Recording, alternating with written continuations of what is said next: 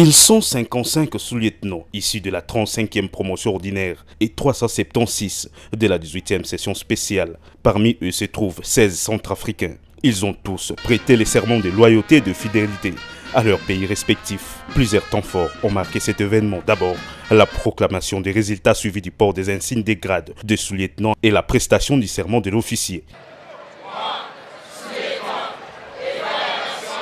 Le président de la République, commandant suprême des forces armées, je jure fidélité à la République démocratique du Congo, obéissance à la Constitution et aux lois de la République, de défendre la patrie avec honneur, dignité et discipline jusqu'au sacrifice suprême.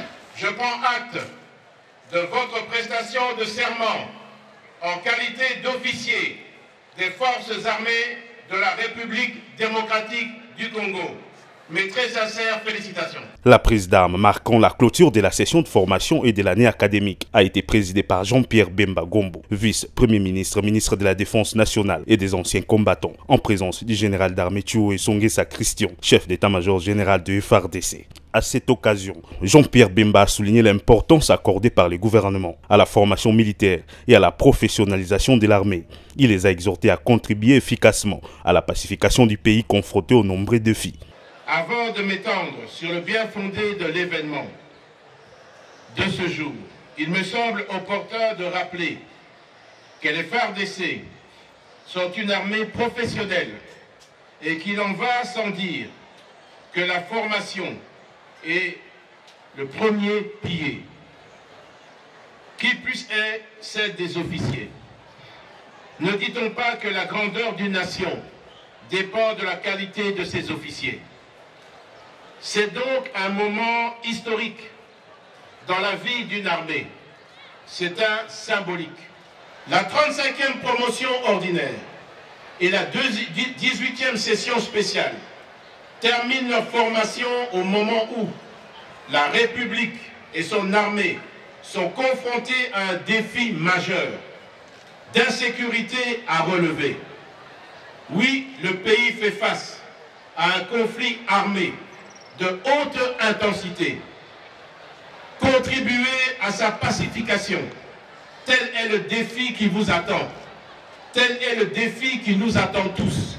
De son côté, le chef d'état-major général de FARDC a appelé les nouveaux officiers au respect des valeurs, de l'éthique et de la déontologie militaire. Pour le général Thuo, cette formation met en évidence la vision du commandant suprême et les efforts du gouvernement pour le renouveau et la montée en puissance des forces armées. Je voudrais rendre un hommage mérité au président de la République, commandant suprême de nos forces armées, pour l'intérêt particulier qu'il ne cesse de manifester pour le développement de la formation de militaires dans tous les domaines de fonctionnement de notre armée. En effet, la cérémonie de cet événement historique traduit l'importance et la place de choix qu'occupe la formation des cadres dans nos forces armées.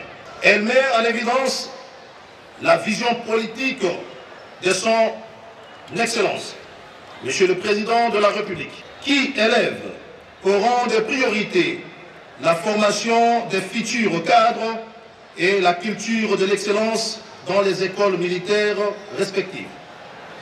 Chers lauréats, aujourd'hui que vous avez fini votre formation pour amorcer la carrière militaire, vous devez vous débarrasser de toute compromission et surtout de toute lâcheté pour pouvoir conduire les hommes sous le feu, autant que dans toute autre circonstance, et résister jusqu'au sacrifice suprême. C'est seulement à cette condition vous construirez un leadership efficace et durable dans la carrière qui sera la vôtre soupe à travers le territoire national. Après la remise des cadeaux aux lauréats qui se sont distingués, la prise d'armes s'est terminée par les défilés traditionnels des heureux finalistes.